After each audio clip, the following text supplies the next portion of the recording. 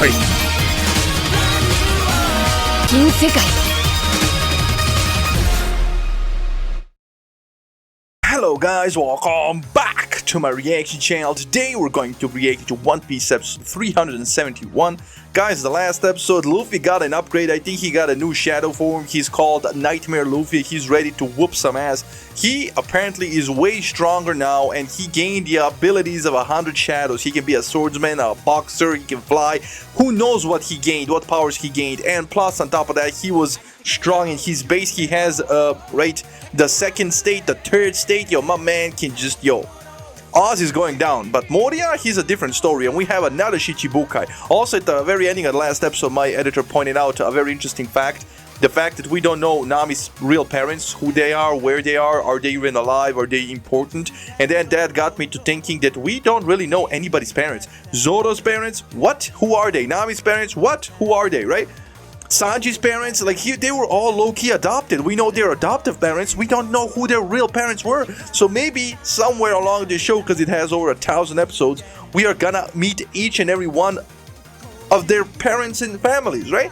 And maybe they're gonna have valid reasons for letting them go.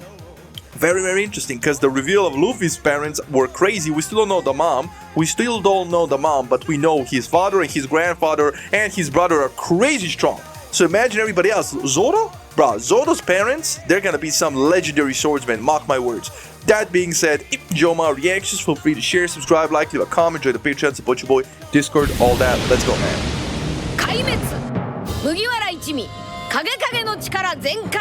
Okay, let's see this new form of Luffy's. And how come this buffoon can stretch now? I'm so confused. Yeah, that's OP. Now he has Luffy's abilities.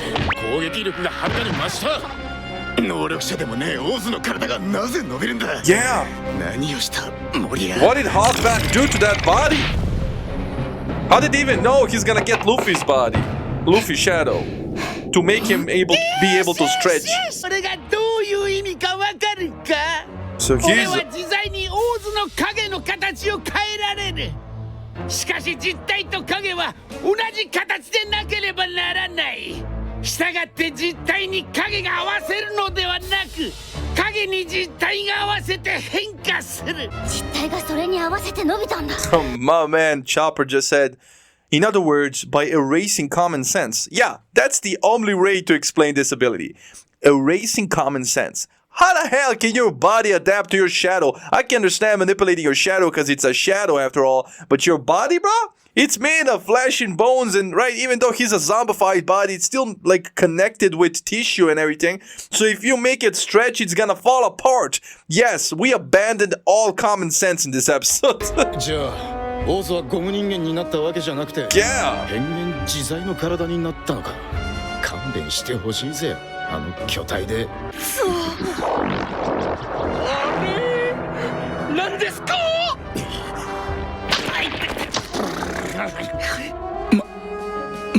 He dropped a cigarette.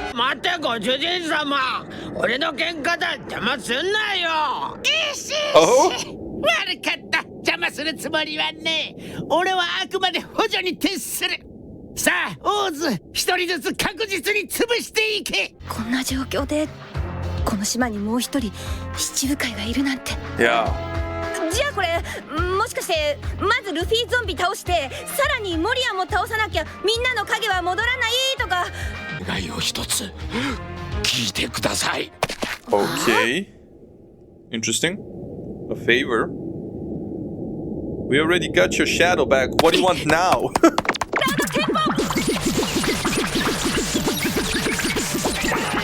どうぞお願いいたします。またクワガタを使うと。He just got electrified. もともと骨だけでした。さあ行きますよ。イカズチの矢の子だ。 He's gonna miss. ライコつけ。ガボットボンナバン。 Ooh, he pierced him. この骸骨にとどめだ。ごめの。まさかあいつ。Axe. It really is no use. Not good. 伸びねえなんでだおセンタフル黒とはマーノ What did she do? うわーイサラベ Nah, but he's a Shichibukai, yeah. これで俺を封じたつもりなのかテフル They keep biting her.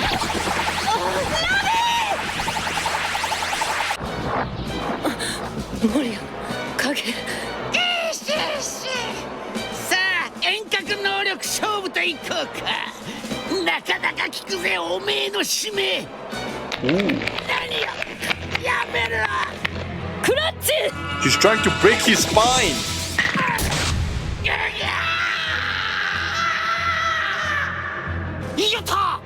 He switched his head with the shadow.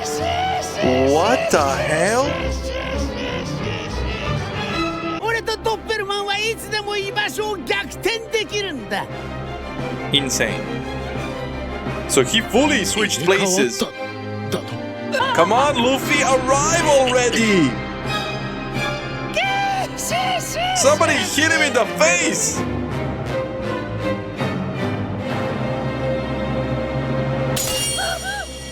Oh, I really thought that Luffy was gonna stop him. I guess not.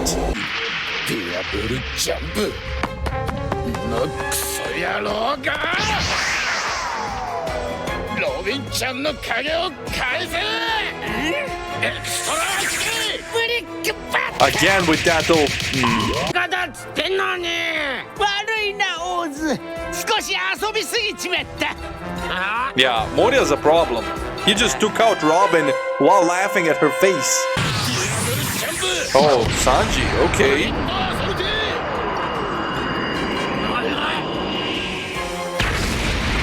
He protected her. Not bad. ところに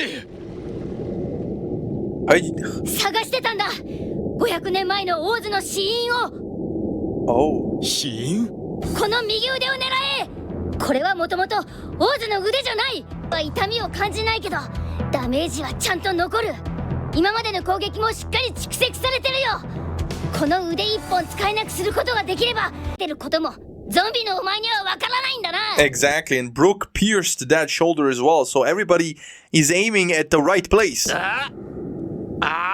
手の中に俺はチビだからお前の拳の隙間は洞窟みたいなもんだ Damn. ランブルジャンピングパスアームポインチョッパーよくかわした Yeah. 手を貸すぜトサンジ頼 Damn. That's some damage. Sanji almost died. おいまずいぞ二人ともなんとか逃げろゴムゴムのまったなむやべえ I don't understand. He had a 10-minute limit. And this episode is 24 minutes long, so he lost that nightmare power.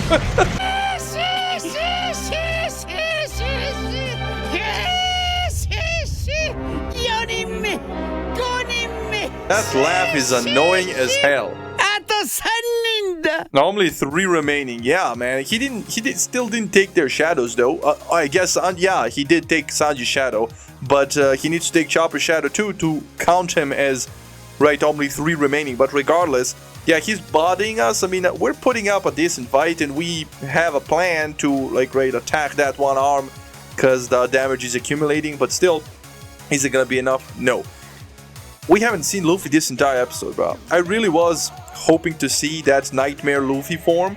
Yo, he has a 10-minute time limit, and there's just where is he? Like, did he get lost? My man thinks he's Zoro, man. That's crazy. But yeah, Moria and his abilities, like I said, he's just not taking us seriously, and he's broken. Like, he's whooping our ass. The way he defeated Robin, just switching place with his shadow and all that. Yo, his ability is broken, man. And he's still not even serious. And if he's not being serious and he's doing all of this while not being serious, can you imagine how strong he's gonna be when he picks up the pace? Yeah, this is not looking good at all, guys. But hey, I guess we'll see in the upcoming episodes. That being said, I think we have a yap session. Let's go. This is rough. Oz is beating everybody and Moria is making it to where he basically has Luffy's abilities. Here's the unblurred title, by the way. Straw Hat crew annihilated, so yeah, definitely a spoiler there. Sanji's even down for the count, and he used his most powerful attack, Diable Jambe, the fire leg, right? It was at least strong enough to, divert Oz's attack, but his strongest ability only being able to barely block isn't much help. Zoro has yet to use his Ashura power, though, the one with the 3 heads and his 6 arms, from NES Lobby that he used against Kaku, so that would come in handy here, but we'll see. Now, I'm actually catching up here when it comes to the manga chapter covers. Give it like 3 more episodes and I'm caught up. Today I'll do volume 44 and 45 of the manga, containing chapters 220 to 240. So let's go. Volume 44's cover is this. Robin in the middle looking behind her while Lucci and Luffy are fighting. Robin and on top in the good. background you see the cannons from the marine ships that have been called in by the Buster Call. One of the best covers to me, truly amazing. Chapter 420's cover is Sanji preparing a massive cake for Nami and Robin. It even says I love Nami and Robin on it. Sanji has this baboon in a cage who actually tried to taste it, while Sanji is completely unaware that a bunch of mice have already eaten most of the bottom layer. Oops. Chapter 421's cover has Robin playing pool with a gang of koalas. Very basic, but cool. Robin seems to be having fun while the koalas are nervous.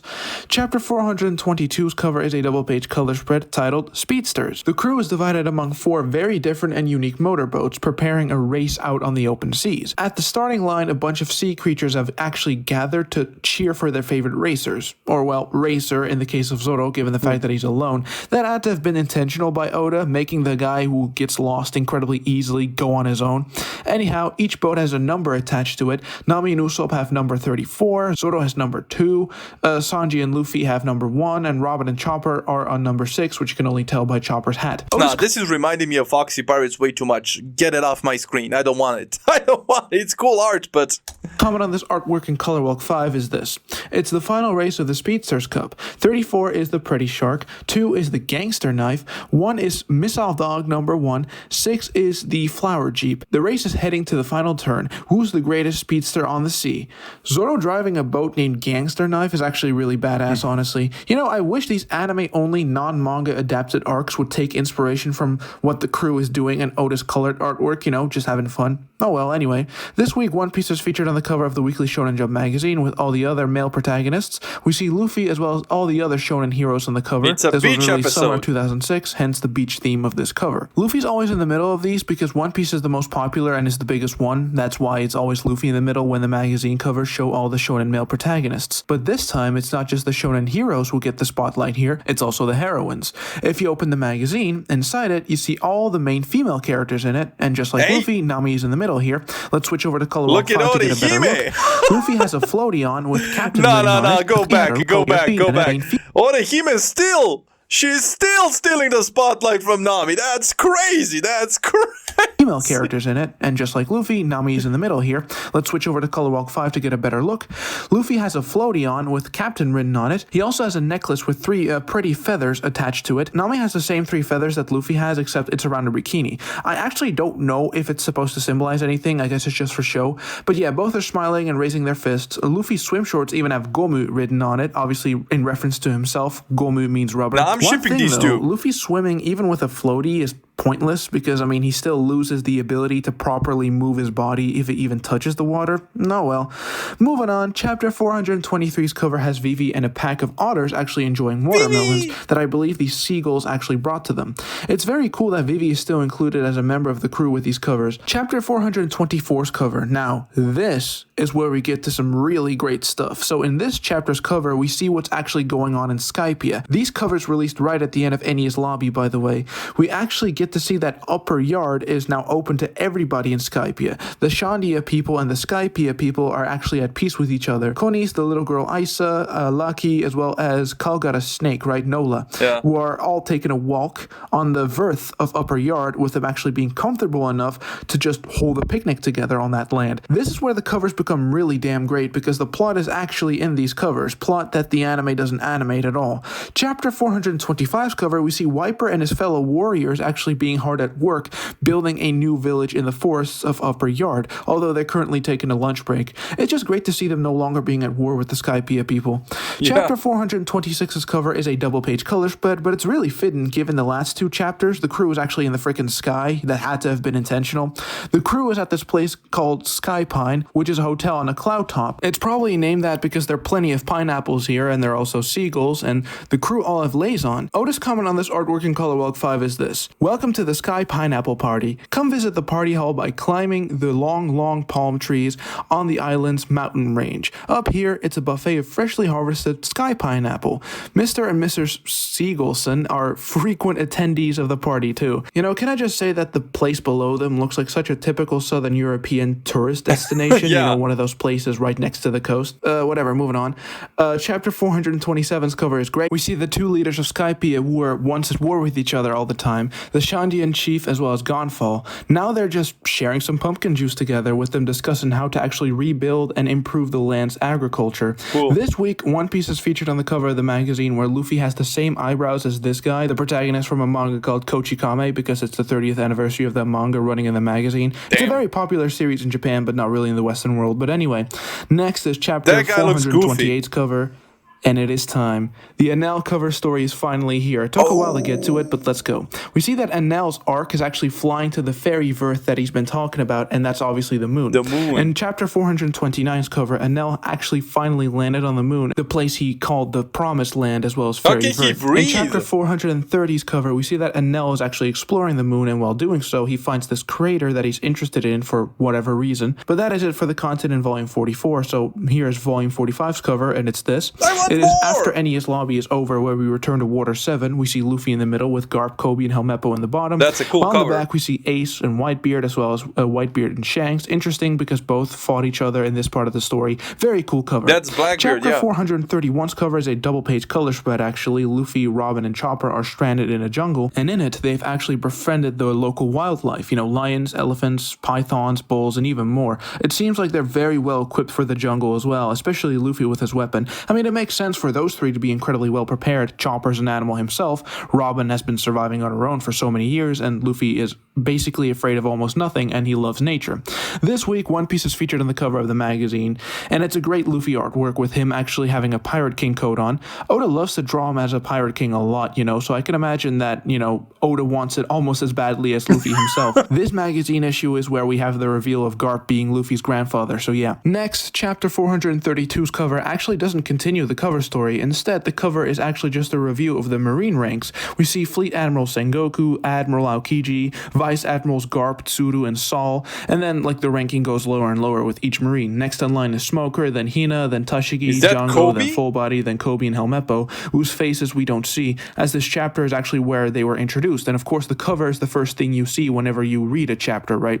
Okay. Next, chapter 433's cover finally continues the Enel cover story, so we see that Enel entered the crater, and he actually finds a pretty well-crafted ladder, as well as a lifeless little body on the ground in a military uniform with a canteen bottle and a rifle. In chapter 434's cover, we see that Enel, being the villain that he is, shocked the little uniform guy with lightning. In chapter 435's cover, Enel is shocked to see that his lightning attack actually revived the soldier that he attacked, and the soldier does a salute, probably thanking Enel for it. In chapter 436's cover, we see that the little soldier actually begins searching on the moon's surface for something, with Enel curiously watching him. We find out that his name is First Lieutenant Spacey. His name is Spacey and his rank is First Lieutenant. In chapter 437's cover, Spacey found exactly what he's been looking for, and it's his fellow soldiers, and he cries for them because they've unfortunately fallen, with Enel just watching in the background. In chapter 438's cover, someone or something is approaching Enel and Spacey from behind. Who could it be? Well, you had to wait 2 weeks to find that out, because chapter 439's cover is a double-page color spread, taking a break from the story. I mean, I'm guessing it's the thing that took down the friends from that old creature, right? So I'm guessing it's an enemy that Enel is gonna have to defeat and befriend these guys so he can, I don't know, amass an army of the aliens? What is happening on the moon, bro? How can Enel even breathe?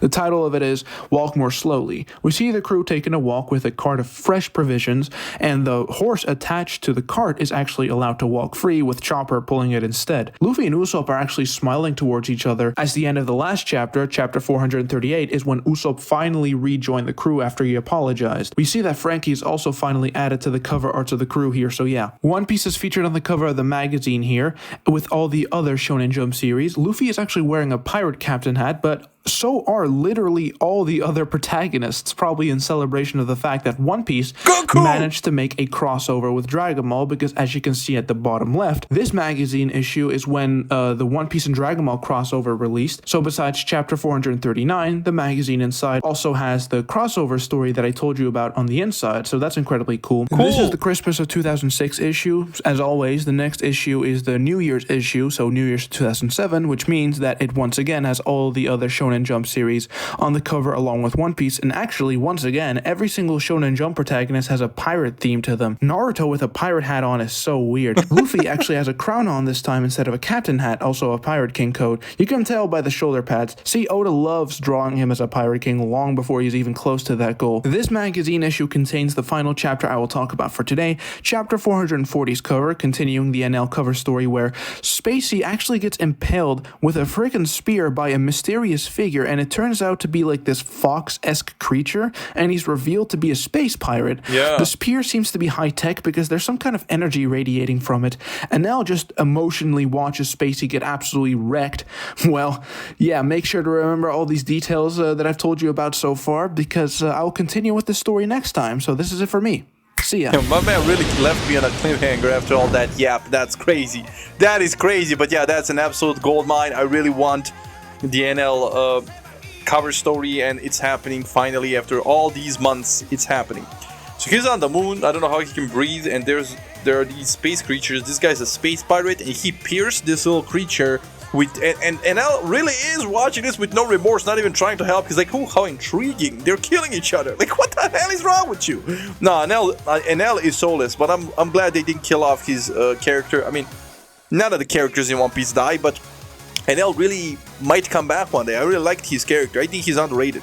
So regardless, yeah, a dope episode. I'm still waiting for Luffy and his new form. They're really just prolonging that appearance, and yeah, a lot happened. I'm here for it. We have threats all over, man. The sun is gonna come up. Moria is just OP. He brought down Sanji, Chopper, and Robin in one episode. So yeah, Zoro better think of something, and Luffy better arrive. That being said, I ain't gonna applaud this that much. I really enjoyed this episode. Hope you enjoyed the reaction, and I'll see you in the next one. Stay safe. Love you. Enjoy. And bye.